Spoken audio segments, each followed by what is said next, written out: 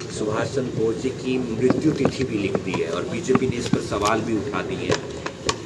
आपका क्या कहना है? देखिए, राहुल गांधी या तो उस समय उनके साथी रहे होंगे जिनको ये सारा ज्ञान हुआ होगा, या कोई बड़े भविष्यवक्ता होंगे। यानी जिस चीज़ की कोई सर्टेनिटी आज तक पता लगी नहीं है, आज वो इस प्रकार से बोलते हैं। अब ये बात तो उन्हीं से पूछनी पड़ेगी, इसके बारे में मैं कुछ कहूँगा नहीं। 100 साल पर सवाल उठा रही है कांग्रेस। फेल हैं आपके 100 दिन, माफ कीजिएगा।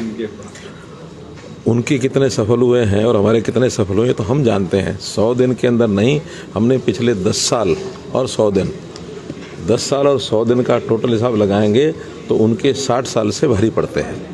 और इस के प्रमाण सीधे ये है कि आज सामान्य जनता, साधारण जनता भी भारतीय जनता पार्टी की सरकार, एनडीए की सरकार, नरेंद्र मोदी जी की सरकार, इसके प्रति जो आस्था है, उस आस्था को हर चुनाव में घोषित कर रहे हैं।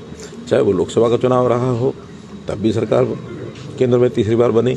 हरियाणा का चुनाव आया, तब तीसरी बार सरकार बनी। जबकि ये तो सारे चिल्ला रहे थे। और एक अजीब व गरीब जो तमाशा इन्होंने बनाया हुआ था कि हार करके भी हम जीते हैं, ये शोर मचा रहे थे। ऐसी हार के जीतने की कहानी इनकी लगातार इनके साथ जुड़ी रहे। हारें भी और जश्न मनाए, लगे रहें।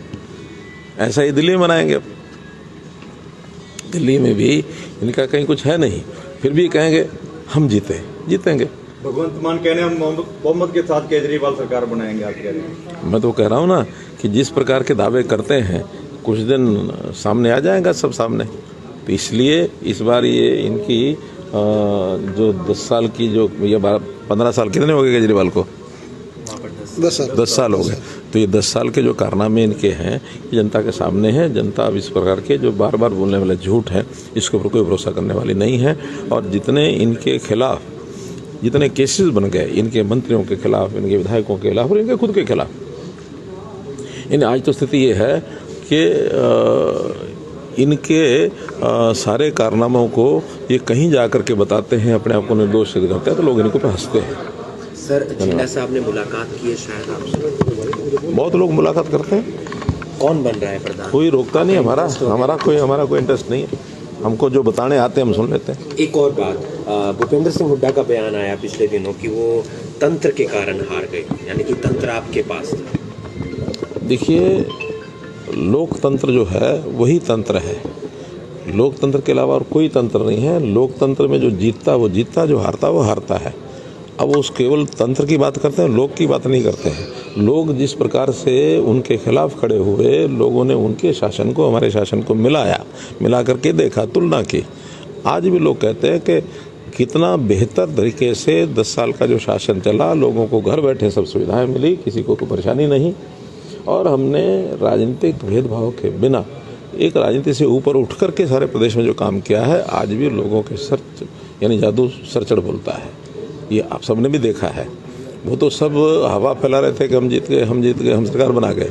लेकिन जनता ने उनको वोट की चोट ऐसी मारी कि आज उनको समझ ही नहीं आ रहा हुआ क्या है। और यही नहीं, मैं तो आगे के लिए भी कह रहा हूँ।